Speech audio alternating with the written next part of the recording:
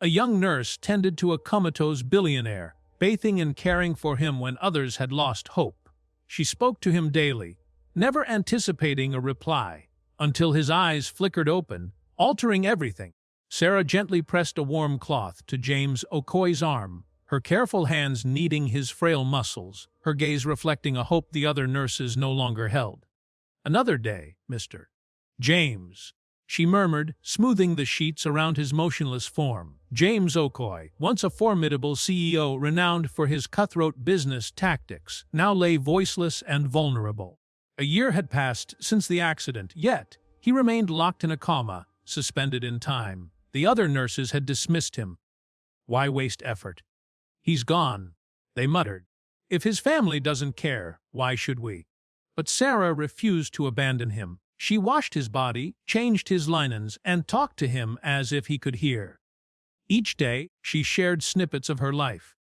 "Work was tough today," she said softly, settling into the chair by his side. "The hospital's understaffed again. Lucky you, no stress for you."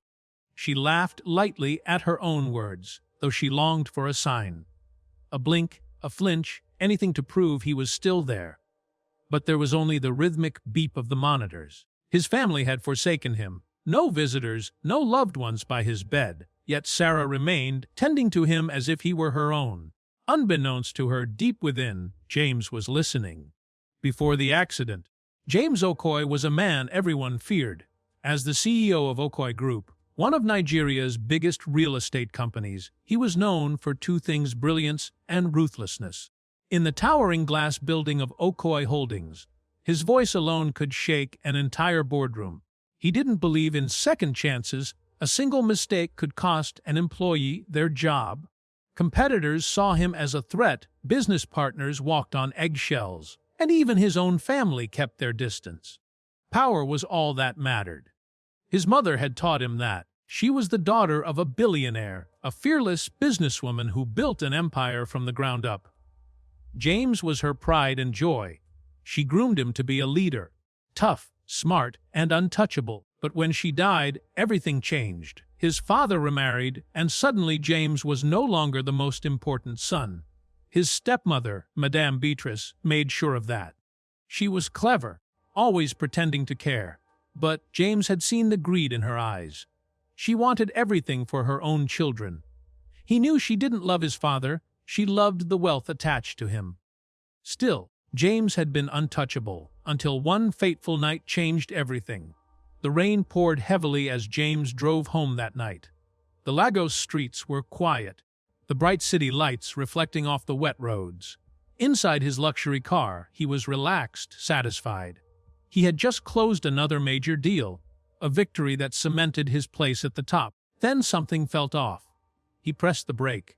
Nothing. His heart pounded. He tried again. The car didn't slow down. Instead, it sped forward, out of control. Panic surged through him. He gripped the steering wheel, trying to think fast. He was a man who always had control.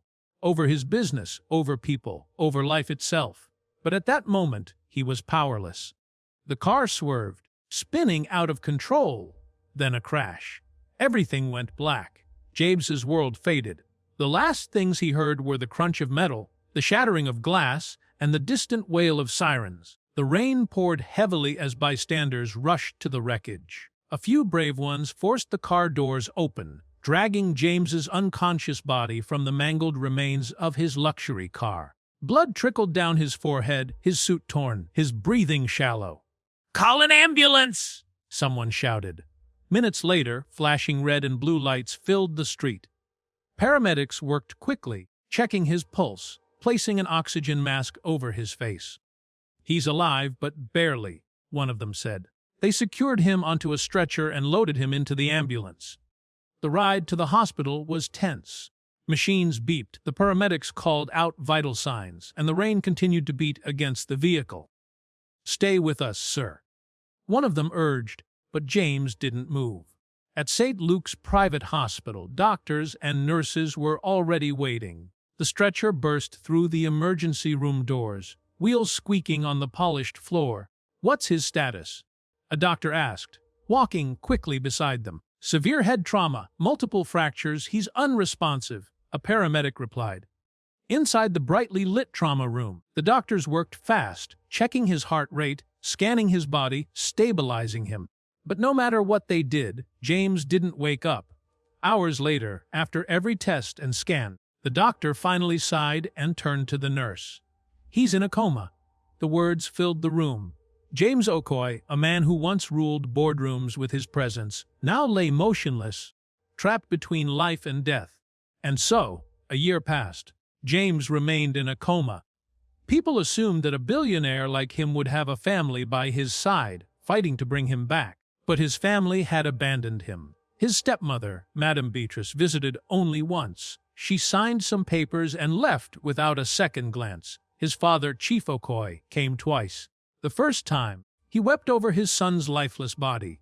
The second time, he hired nurses to care for him, but they never stayed long. They saw James as a lost cause, a man barely clinging to life. One by one, they left. After that, Chief Okoye never returned. Soon, only the machines kept James alive. And then Sarah arrived.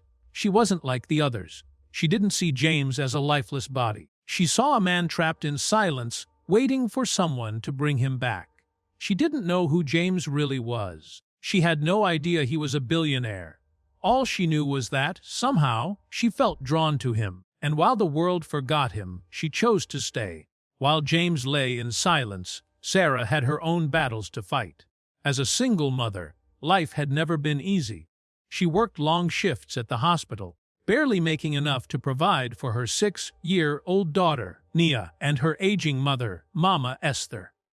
Her mother helped take care of Nia when she worked night shifts. But even with that support, the struggles were endless. School fees, hospital bills, food. Sarah barely had time to rest. But no matter how hard things got, she never let it show. Her co-workers often teased her, "Sarah, why do you waste so much time with that coma patient? He's never waking up." But Sarah didn't listen. Even if he never wakes up, at least he'll leave this world knowing someone cared, she would say. And so, every day, she returned to room 301. She would talk to James about Nia's school, about how the market women increased food prices again, about how she wished life would be kinder to her. She sighed, looking at him with soft eyes. "I wish you could tell me your story too. I wonder what kind of man you were before this." The steady beep of the machines was the only response she got, but Sarah didn't mind. Talking to James had become a habit. Maybe he couldn't answer, but she liked to believe he could hear her. After her shift, Sarah walked home through the noisy streets of Lagos. The evening air was thick with the scent of roasted corn and soya, and vendors called out their prices to passing customers. She reached the small apartment she shared with her mother and daughter. Her mother, Mama Esther, was waiting at the door, her face full of concern. "You look tired, my daughter," she said, pulling Sarah into a warm hug. Sarah smiled weakly. "Long day, Mama." As they ate dinner, her mother spoke gently. "This man you are caring for, why do you put so much effort into him when others don't?" Sarah hesitated before answering.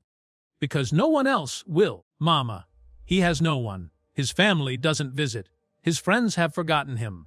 I don't know why, but I feel like he deserves a chance." Mama Esther nodded.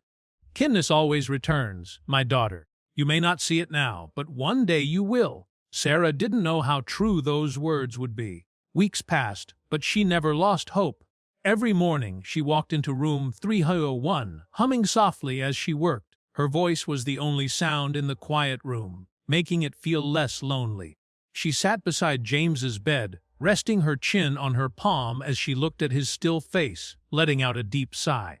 She spoke. "You know, James," she said gently, "I never really had a true friend." She gave a small chuckle and shook her head.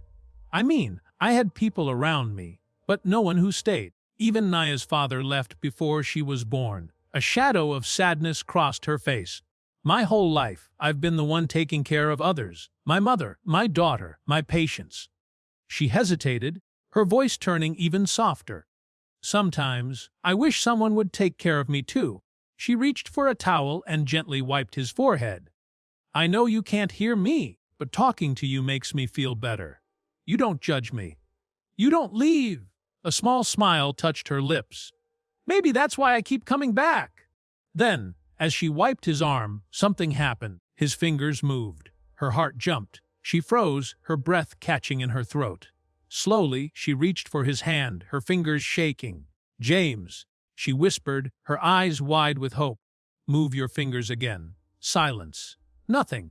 For a moment, she thought she had imagined it. But no, she knew what she had seen. Something was happening. Sarah gently squeezed his hand.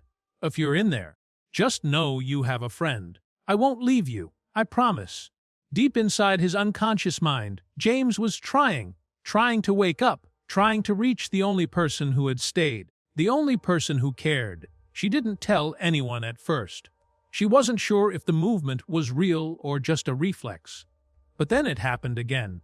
Sarah had been adjusting the IV drip when she saw it. She froze, turning sharply toward the bed. Then his fingers twitched again, stronger this time. She hurried to call the doctor, her hands shaking with excitement.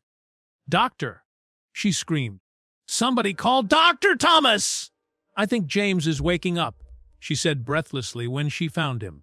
Dr. Thomas frowned. "Sarah, we've seen false hope before." "I know," she said, "but I've been with him for months. This is different. Please, just check." With a sigh, Dr. Thomas followed her to the room. "James," he called, shining a light into his eyes. "If you can hear me, move your fingers." For a long moment, nothing happened. Then, another twitch. Dr. Thomas's eyes widened. "My God," he whispered. "You might be right, Sarah.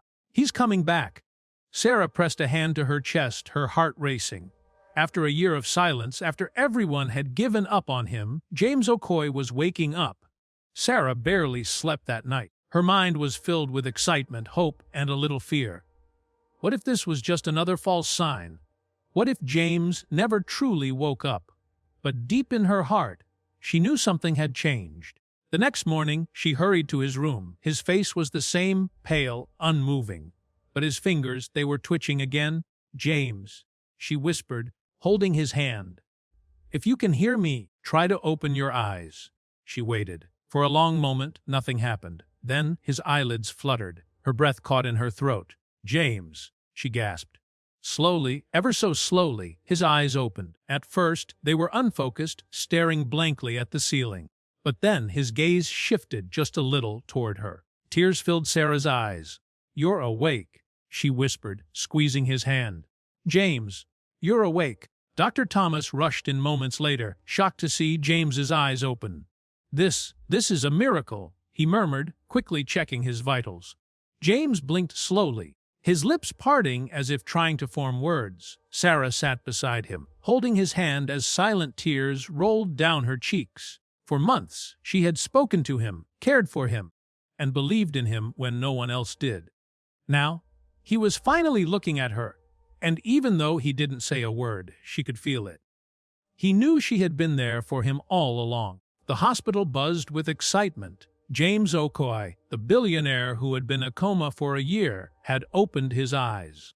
Doctors and nurses whispered in the hallways, calling it a miracle. Some had thought he would never wake up. Others believed that if he did, he would be brain damaged. But Sarah had always believed in him. James stared at the ceiling. He tried to speak, but no words came out. Dr. Thomas leaned over him. "James, can you hear me? You're in the hospital. You were in an accident." He hesitated, watching James's vacant expression. "Do you remember your name?" James's lips parted, but no sound escaped. He tried to think, to reach into the darkness of his mind, but it was empty. Dr. Thomas eventually diagnosed him with temporary memory loss, a common side effect of being in a coma for so long. "His memories will return in time," he assured Sarah. "But for now, be patient with him." Days passed, and James remained in the hospital, slowly regaining his strength. Sarah was always there, helping him sit up, feeding him, and talking to him like she always had. But now, things were different. He was awake, and yet he still felt lost. Across the city, in a grand mansion, Madame Beatrice Okoye, the woman who once called herself James's stepmother, sat in her luxurious living room sipping wine. Her world was perfect. For a year she had lived in comfort, running the family empire as if it were hers. The world believed James was gone. His father, weak and foolish, had signed over most of the company to her under the pretext of handling things in James's absence. Her children, her precious son and daughter, were next in line to inherit everything. Then, a phone call shattered her peace. "Madam," a nervous voice whispered through the line, "he's awake." Beatrice's hand froze midair, her glass slipping from her fingers and shattering on the marble floor. "What did you say?" Her voice was dangerously low. "The doctors say he's recovering, Ma. He doesn't remember anything yet, but he's alive." Her heart pounded. No, this couldn't be happening. If James regained his memory, he would take back everything. And worse, he might discover the truth. Beatrice clenched her fists, her mind racing. She had made sure the brakes failed that night. She had been so close to getting rid of him forever. But now, she had to act fast because if James Okoye ever remembered the past, he wouldn't stop until he destroyed her. And she couldn't let that happen. The next few days were difficult. James could barely move on his own. His muscles were weak, his speech was slow, and worst of all, his mind was blank. He remembered nothing. Not his name, not his past, not even how he had ended up in the hospital. He was trapped in a body that felt unfamiliar, surrounded by people he didn't recognize, except for Sarah. Though he didn't remember her, he felt drawn to her. Whenever she entered the room, his body relaxed. Whenever she spoke, something deep inside him stirred, as if he had known her for a long time. Across the city, Madame Beatrice paced her bedroom, gripping her phone tightly. "This is a disaster," she hissed. "I need a solution now." A deep voice answered from the other end of the line. "The only advantage is his memory loss. Right now, he doesn't know anything. But if he remembers," Beatrice's nails dug into her palm, "then we make sure he never does." Silence. Then the voice chuckled. "Are you saying what I think you're saying?" Beatrice's lips curled into a cruel smile. "Do whatever it takes. I don't care how it's done. He cannot remember the truth." She ended the call and exhaled slowly. James Okoye should have stayed in a coma. Now, she would have to ensure he never got the chance to reclaim his life, no matter what it took. Late one night, as the hospital halls grew quiet, a shadow slipped through the corridors. Dressed in all black, the figure moved swiftly, unnoticed. He had bribed a guard to let him in. His instructions were clear: make sure James Okoye never wakes up again. He entered room 301, where James lay asleep. A syringe glinted in his gloved hand, filled with a drug that would stop James's heart in seconds. The assassin stepped closer, raising the needle. But just as he was about to strike, the door creaked open. Sarah! She had forgotten her sweater in James's room and had returned to get it. The moment she stepped inside, her breath caught. A man standing over James, holding something. Her instincts kicked in. Without thinking, she grabbed the nearest object, a metal tray, and swung it with all her strength. Clang! The man groaned as the tray struck his arm. The syringe fell to the floor. "Help!" Sarah screamed. "Somebody help!" The man cursed and turned to flee. Before Sarah could chase him, nurses and security guards rushed in, but it was too late. The attacker had vanished into the night. Sarah's hands trembled as she turned to James. He was still asleep, unaware of how close he had come to death. But she knew one thing for sure. Someone wanted him dead, and they weren't going to stop until he was gone. The attack left Sarah shaken, but it also made her more determined. She refused to let James out of her sight. She sat beside him the next morning, holding his hand as he slept. "I don't know who you were before," she whispered, "but someone is afraid of you waking up. That means you must have been important." James couldn't explain it, but with every passing day, more pieces of his past crept in. Some were small, flashes of meetings, the sound of his own voice giving orders. The most recent one was the worst. He had seen a woman. Her face was blurred, but her voice was sharp, cutting through his memories like a knife. "You shouldn't have survived the accident." The words made his stomach twist. Who had said that to him? Suddenly, a sharp pain shot through James's head. Images flashed before his eyes, and now the truth would surface. A large office. A nameplate on a desk: James Okoye, CEO. Papers flew everywhere as he slammed his fist onto the table. Back in the present, James's body jolted. His eyes snapped open, wide with fear, his breath coming in quick gasps, his heart racing. Sarah was at his side in an instant, her face filled with concern. "James, what is it?" she asked softly, trying to calm him. His voice shook as he struggled for air. I think I'm beginning to remember." Sarah froze, her blood running cold. His memories were returning. Slowly, piece by piece, his past was coming back to him. That evening, Sarah walked into James's hospital room, carefully balancing a tray of food. "You need to eat," she said softly, her voice full of concern. "The doctors say you're getting stronger." James, lost in thought, barely touched the spoon she offered. His mind was far away, struggling to recall the blurry face of a woman he knew wanted him dead. Just as she was about to speak again, her phone buzzed in her pocket. She frowned, took it out, and saw an unknown number. Confused, she answered. "Hello?" A low, chilling voice replied. "Stay away from him." Sarah's heart skipped a beat. "Who is this?" she asked, her voice trembling. A dark chuckle echoed through the phone before the voice said, "If you know what's good for you, stay away. Otherwise." The call abruptly ended. Sarah's hand shook as she stared at the phone. Someone was watching her.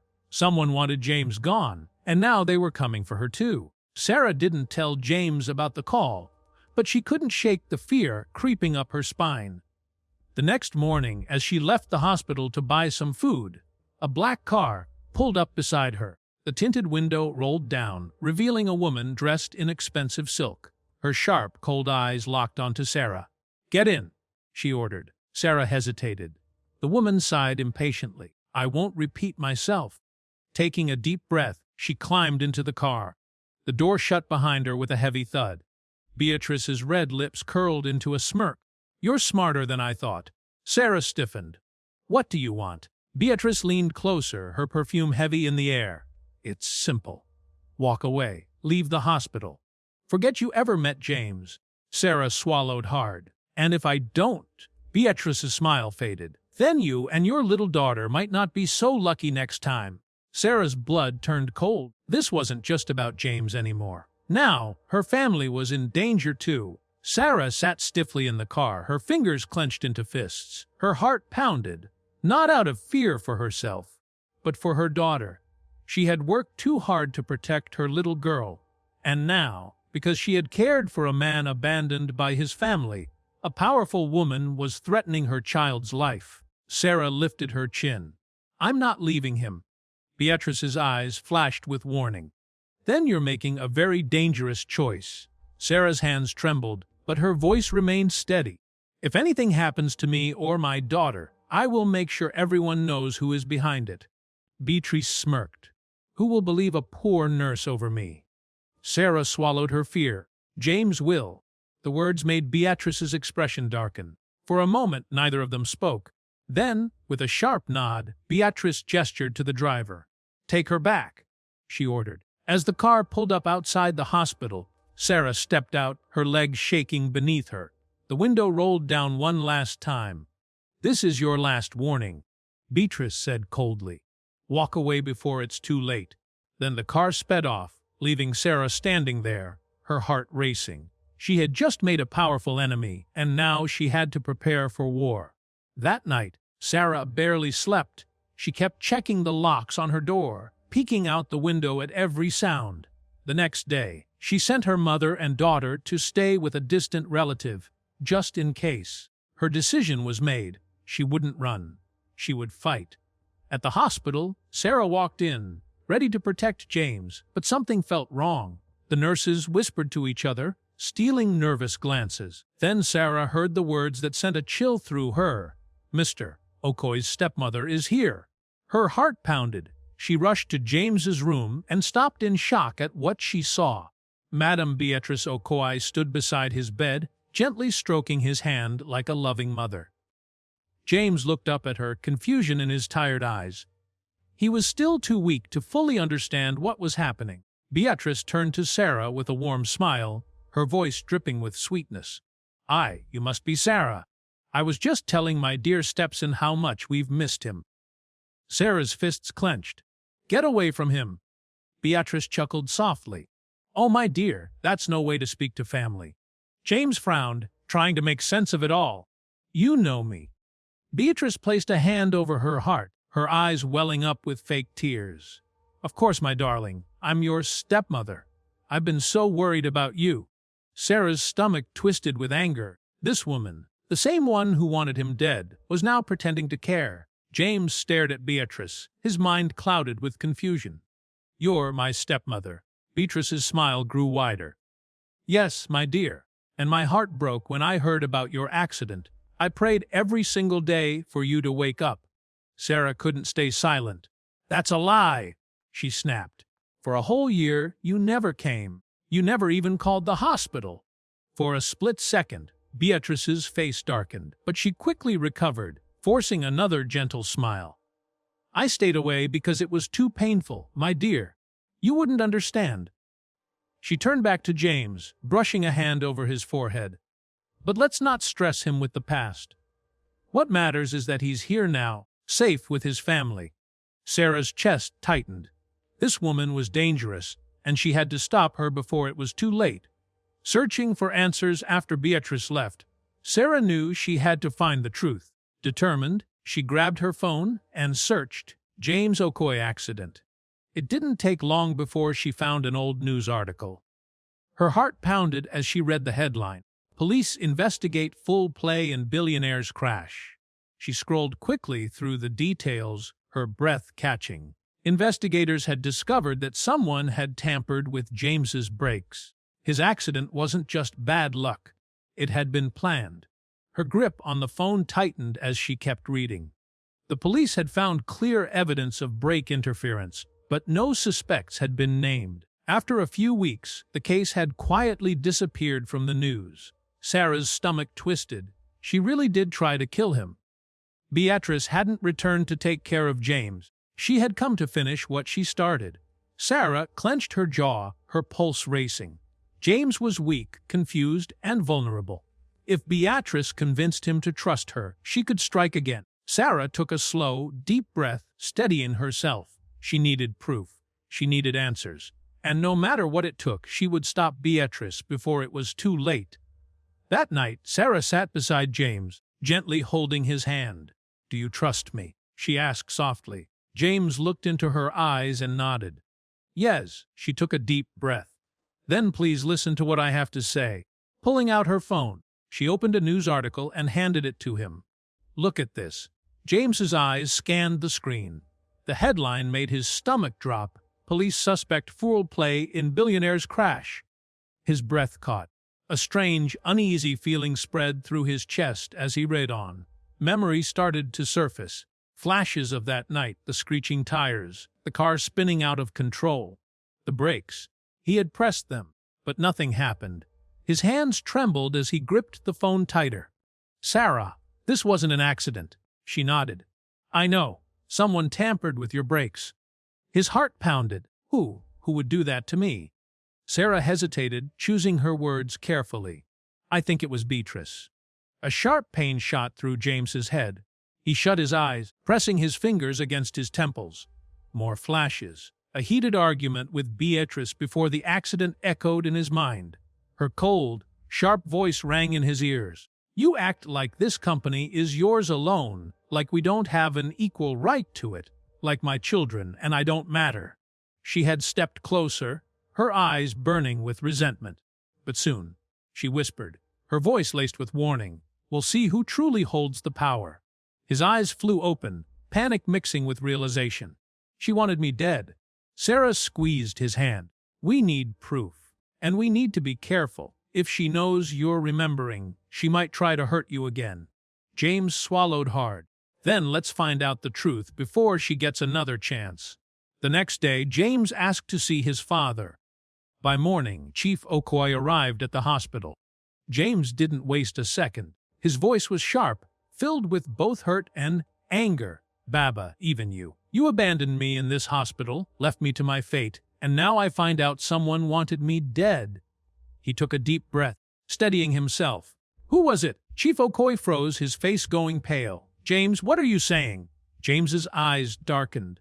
"I know the accident wasn't an accident," he said coldly. "Someone tampered with my brakes." The old man's hands trembled. He exhaled shakily and sank into the chair, burying his face in his palms. James clenched his jaw, forcing his emotions down. He needed answers. "Baba," he said again, softer this time, "tell me the truth." Chief Okoye finally lifted his head. His eyes, heavy with guilt, met James's. "I was a fool, James. I ignored the signs. Your stepmother, she always saw you as a threat to her own children. I thought it was just jealousy, but—" He hesitated, his voice breaking. "I overheard something once." James leaned forward, his pulse racing. "What did you hear?" Chief Okoye swallowed hard, his voice dropping to barely a whisper. "She was speaking to someone on the phone. I heard her say, 'Make sure he doesn't come back alive.'" Silence. A heavy, suffocating silence. James's hands tightened into fists. His own stepmother had ordered his death. James knew he couldn't stay in the hospital any longer. Now that he was aware of the truth, staying in the open made him vulnerable. "I need to leave." James told Sarah later that evening. "I have a property in Lekki, a hidden mansion no one knows about. I need to recover there, away from my stepmother's eyes." Sarah frowned. "Are you strong enough to leave the hospital?" James nodded. "I have no choice. If she finds out I have regained my memory, she won't stop until she finishes what she started." Sarah knew he was right. They arranged for a private discharge the next evening. Under the cover of darkness, James was wheeled out of the hospital. A private doctor had been arranged to continue his care at the mansion. As they drove through the quiet streets of Lagos, the city lights flashed by like distant memories. James turned to Sarah, his voice calm but heavy with emotion. "Sarah, I have to survive. I have to take back everything that was stolen from me." Without hesitation, she reached for his hand, holding it firmly. Her grip was warm and steady. "You will," she said softly, "and I'll be right here with you." For the first time in a long while, James felt he wasn't alone. He held onto her hand, drawing strength from her presence. The car pulled to a stop, its headlights shining on the tall gates of a hidden mansion. Thick trees surrounded the high fences, shielding the house from the outside world. James took a deep breath. This was his safe haven, but the battle was far from over. James's recovery continued in the privacy of his secluded mansion. The estate was breathtaking. Marble floors gleamed under soft lighting. High ceilings stretched above grand chandeliers, and an expansive garden surrounded the property like a fortress. But for now, it wasn't a home, it was a hideout. Sarah stayed by his side, guiding him through his therapy with unwavering patience. Day by day his body grew stronger, but his mind remained restless. Healing wasn't enough. He needed proof. He needed to expose the truth to take back everything his stepmother had stolen from him. He had to prove, without a doubt, that she had tried to kill him. One evening, as he sat in his mansion with Sarah, his father, Chief Okoye, arrived. He looked tired, his once powerful presence now weakened by guilt. "I have something for you," he said, placing a small flash drive on the table. James frowned. "What is this?" Chief Okoye sighed. "A recording. I secretly recorded a conversation Madame Beatrice had with her hitman months ago." Sarah quickly played the audio on her laptop. Beatrice's cold voice filled the room. "I don't care what you have to do. James must never survive. If the accident didn't kill him, make sure he doesn't leave that hospital alive." Sarah gasped, covering her mouth. James clenched his fists, his jaw tightening. It was the proof they needed. Now, it was time to bring Beatrice down. The next morning, James and Chief Okoye took the evidence to the police. The officers listened carefully, their faces growing serious. "This is more than enough proof," one officer said. "We'll take action immediately." That evening, the police stormed Beatrice's mansion. She was in the middle of dinner when officers surrounded her. "Madame Beatrice Okoye, you are under arrest for attempted murder and conspiracy." Her eyes widened in shock. "What nonsense is this? Do you know who I am?" One officer pulled out the flash drive. "We have a recording of your voice, ma'am. You ordered the attack on James Okoye." Beatrice's face turned pale. "No, this is a mistake!" But it was too late. She was handcuffed and taken away. As the police car drove off, James stood outside the mansion, watching. He felt no joy, only relief. It was over. He was finally free. With his stepmother behind bars, James could finally breathe. The nightmare was over. Now, it was time to rebuild his life. The first step was returning to the company he once ruled with an iron fist. The moment he stepped through the towering glass doors, the entire office fell silent. Every eye turned to him, wide with shock. A few employees even gasped. "Sir, you're alive," one of them stammered. James let out a small smile. Very much alive. But the man standing before them wasn't the same ruthless CEO they once feared. The old James had been cold, distant, more focused on profits than people. This time, he was different. Within weeks, changes swept through the company. Salaries were increased, fair policies were put in place, and employee well-being became a priority. He took the time to listen, to show appreciation, to lead with respect rather than fear. At first, people struggled to believe it, but as the days passed, they saw it was real. James Okoye had changed. Life had given him a second chance, and he wasn't going to waste it. As the days passed, James and Sarah grew even closer. One evening, they walked side by side through the quiet garden of his mansion. The air was cool, carrying the soft scent of flowers, but all James could focus on was the woman beside him. He stopped and turned to her. "Sarah," he said, his voice low, filled with emotion.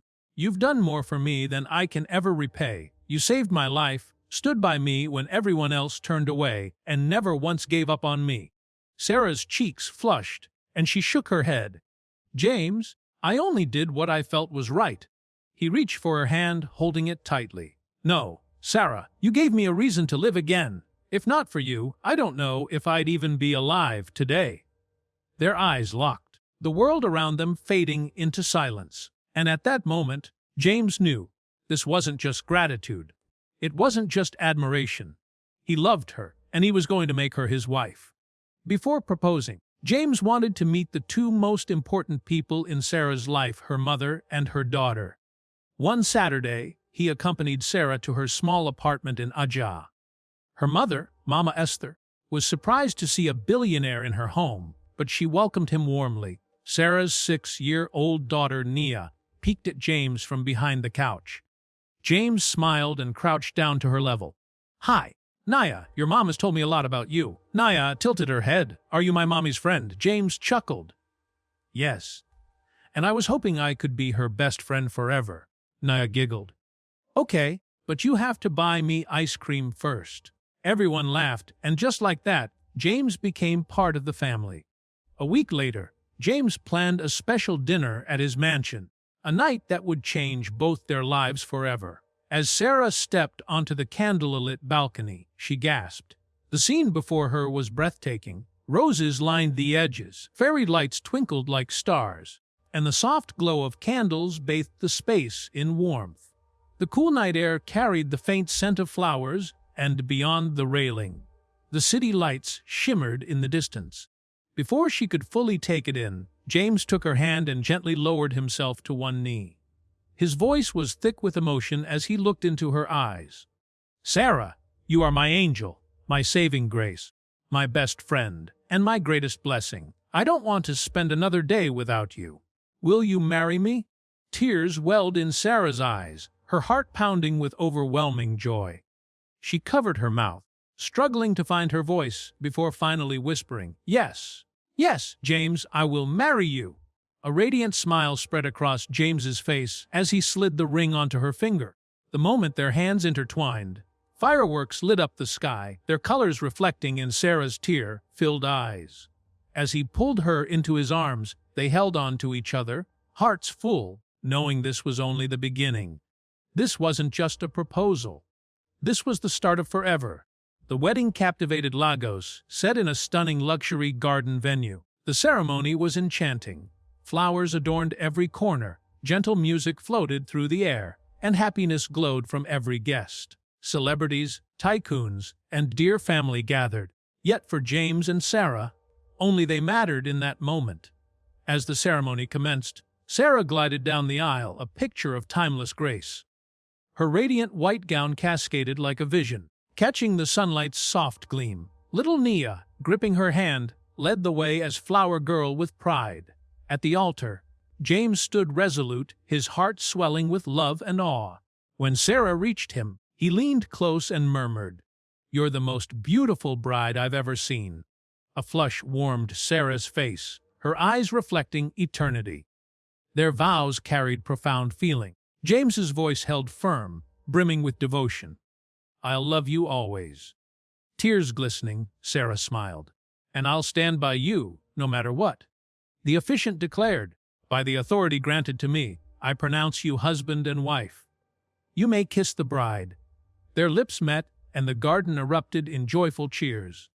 In that flawless moment, enveloped by love and festivity, James and Sarah became one.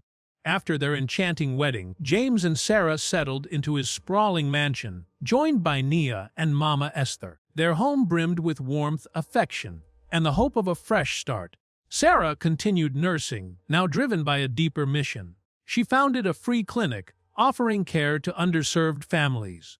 James, a changed man, guided his company with compassion and honor, committed to using his wealth for good. Above all, their love deepened daily. One evening, as a golden sunset bathed the sky, they sat entwined on the balcony. James brushed a tender kiss on Sarah's forehead and whispered, "Thank you for saving me." Sarah gazed at him, eyes alight with love. "You saved me too." In that serene moment, with the world melting away, they knew one truth: they were destined for each other. The end. If this tale moved you, please like, share, and subscribe to the channel for more enthralling stories.